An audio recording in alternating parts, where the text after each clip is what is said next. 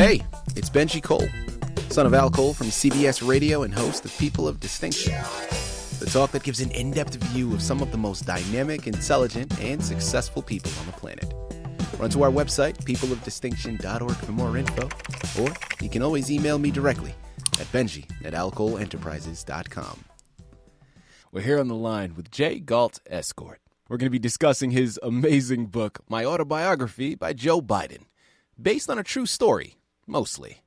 Available for purchase through Amazon as well as barnesandnoble.com. And people, listen, Jay was brought to our network by some of the best publishers in the business, Quantum Discovery, LLC. So if you or anybody you know have a book that they'd like moved, well, give yourself the best gift you could possibly give. Contact Quantum Discovery and have their fantastic team move it for you. You can find out more information on them at quantumdiscovery.net. Jay, first and foremost, man, welcome to People of Distinction, and thank you very much for being a guest. How you doing today? Benji, thank you very much for having me. It's a delight to be here, and I truly appreciate your taking the time to interview me.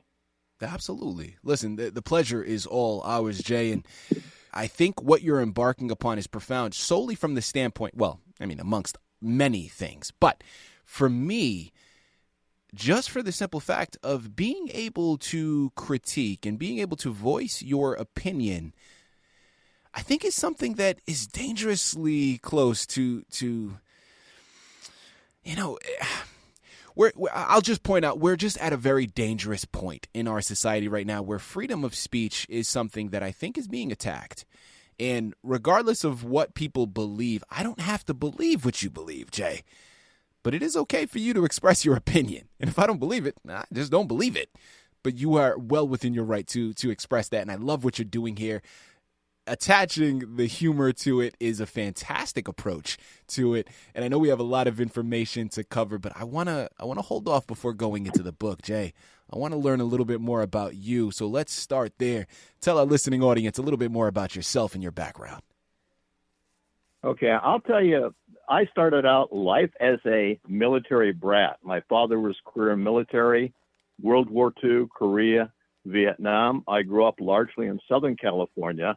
If you can name the military base there, I probably lived on it as a kid, and then I traveled all over the country. And one thing about being a military brat, you really do learn your geography out of sheer necessity. Mm-hmm. So that was part of my background. And then I spent 27 years in the Navy and Navy Reserves. Both of my oldest children are career military, and they both have military spouses. So it's an integral part of my life, and it has deeply influenced the opportunities that I've had. And also, I should add that I'm a retired school teacher, having spent a number of years teaching English literature and history at the high school and the college level. Well, Jay, a couple of things, man. First and foremost, thank you very much for your service and also for your family's service.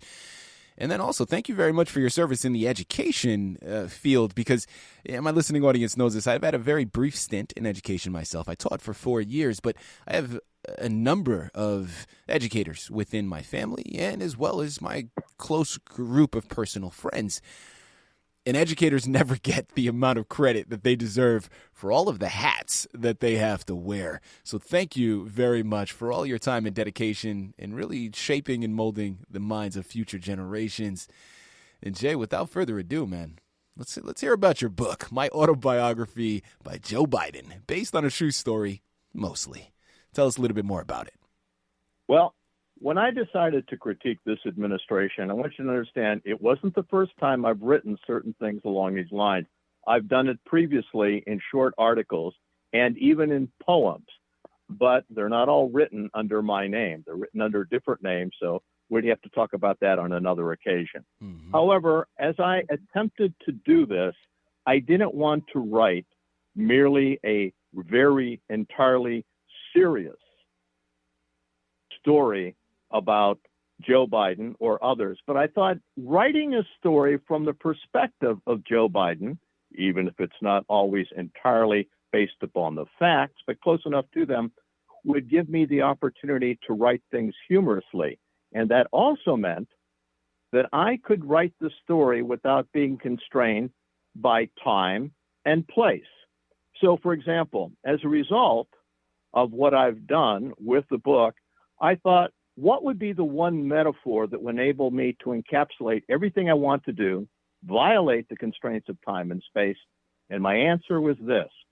What if I wrote a story about a young man floating down the Mississippi River who invariably walks down to the side and finds a raft floating by with a guy named Huck Finn on it and another fellow named Jim. And that young Joe Biden joins them on their voyage to discover the mysteries of ancient Egypt, which they mistake for the city of Cairo, Illinois, or as they would say in Egypt, Cairo. And what if they were along the way to meet Xi Jinping, Vladimir Putin, Donald Trump, Nancy Pelosi, Johnny Cash, Bob Dylan, Eminem, and of course, an array of other figures, including ZZ Top, otherwise known as Billy Gibbons, who frequently runs into trouble because he is mistaken for Xi Jinping because of the similarities in their names. And we could do all of that while allowing for Paul Pelosi and Maxine Waters to make cameos, along with a number of other celebrities. And incidentally, I should tell you that I resurrected Boris and Natasha of Rocky and Bullwinkle fame so that they could assist Vladimir Putin in his attempt to take back Alaska. I want to talk about the cover of your book, Jay, because, again, it follows through, again, with that humor, with the political satire. Now, for those of you, now, of course, guys, when you go to his Amazon, his Barnes & Noble pages, you'll see it there. But it is clear it's Kamala Harris, Joe Biden, both. Well, Joe Biden is on a horse. Kamala Harris is on a donkey, of course, political representation there.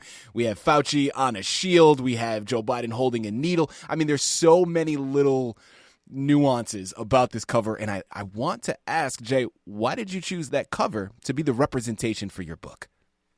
The cover itself is part of the quest for humor, in this instance, using parody.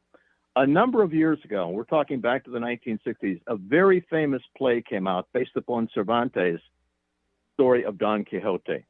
Mm-hmm. And that was called The Man of La Mancha. And even if you don't know the play, you've certainly heard the song To Dream the Impossible Dream.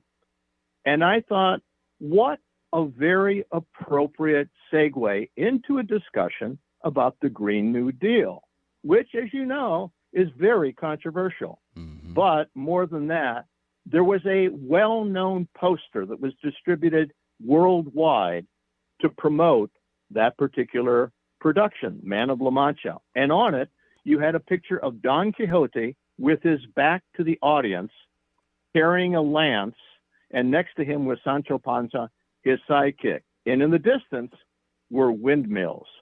Now, windmills aren't appreciably different in terms of their purpose and how they operate from windmills. But he mistakes the windmills for giants and, of course, gets knocked off his horse.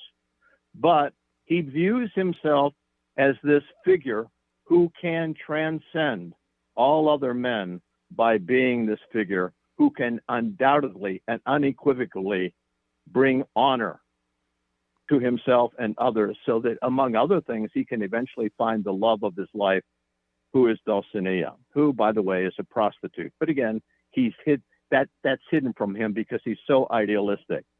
Well, in my story, you'll see that Joe Biden is not going after the windmills, but instead he's going after fossil fuels and nuclear energy. And so I thought, in some ways, this is the most appropriate parody of that quest. It's an ideological quest, and it's a quest that many say can never be fulfilled. Let's put it in these simple terms. You can have all the solar energy and all the wind energy that you want, but as Germany is now experiencing, without the fossil fuels, your industry is shut down. Mm-hmm. And even those elements, the wind, the solar, and so forth, all of that still requires a backup system. So I thought this was an appropriate image for the front of the book. And even the term on both of them, there are words. One says jabber, which comes from Lewis Carroll's Jabberwocky. But you'll notice that the president is actually holding not the lance this time, but a giant syringe. Mm-hmm. Now that brings us to the whole phenomenon of get the jab, whether you want to or not. And on the back of his armor, it says Wokey.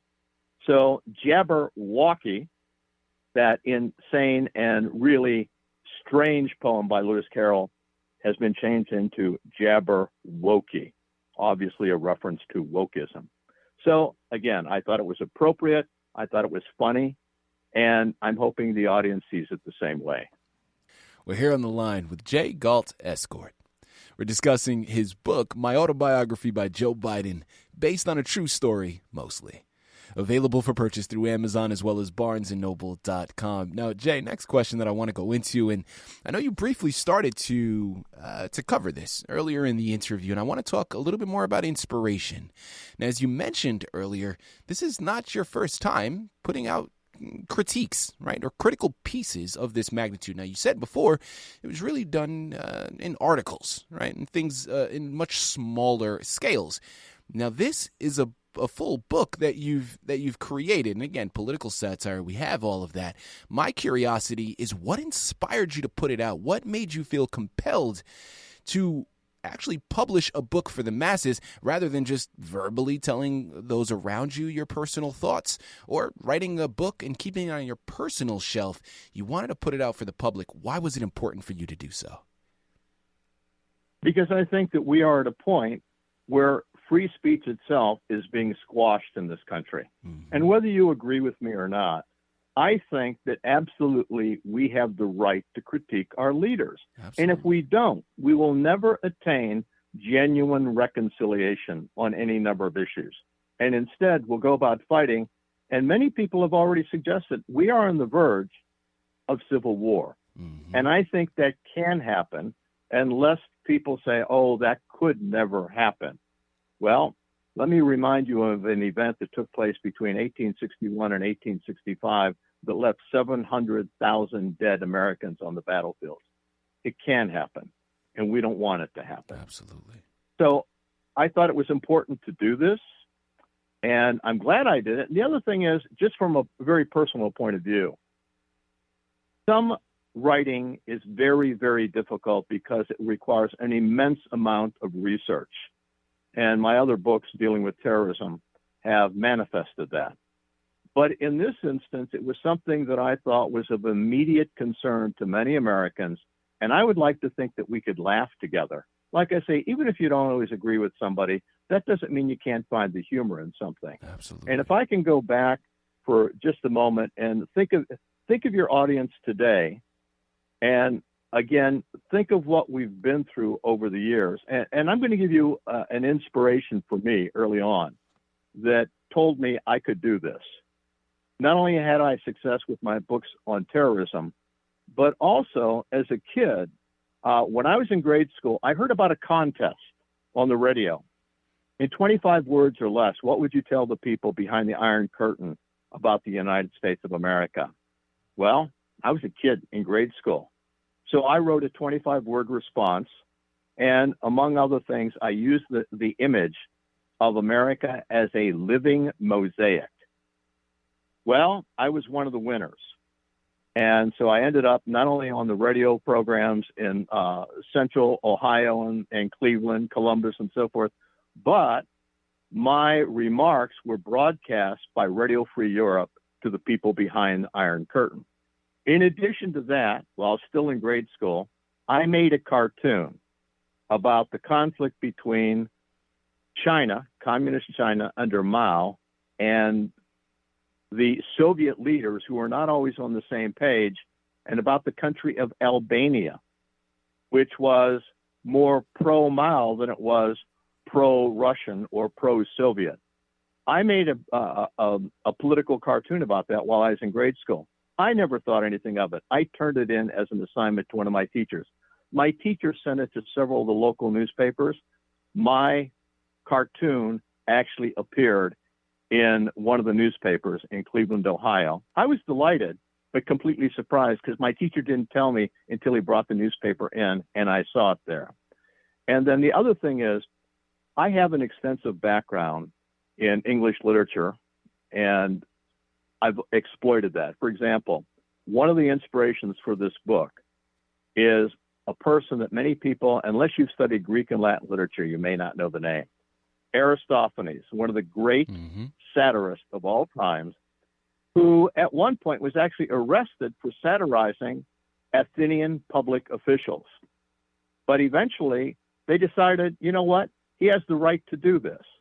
Now, if you think of ancient Athens as the precursor to our own country today, at least in terms of certain elements, I thought it was important. And one of the plays that he wrote that I actually exploited in my book, and I won't tell you how, you have to read it, he wrote a play called Lysistrata. And it's about the war between Athens and Sparta. And that war was such that finally the women got disgusted. The women said, from now on, if you men are going to fight, no more sex.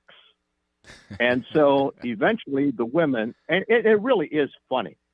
I mean, I remember eventually reading the it men in school. It's a great play. Yeah. Well, the men eventually have to quit. Their wives won't go to bed with them any longer. The Spartan men as well as the Athenian men. And there are so many funny scenes in that story. I couldn't help but reflect upon it, even as I was writing this book. And then along the way, I will tell you a couple of my favorite authors. I love Chaucer. And Chaucer is remembered because he exposes so much of what is the Middle Ages and so forth.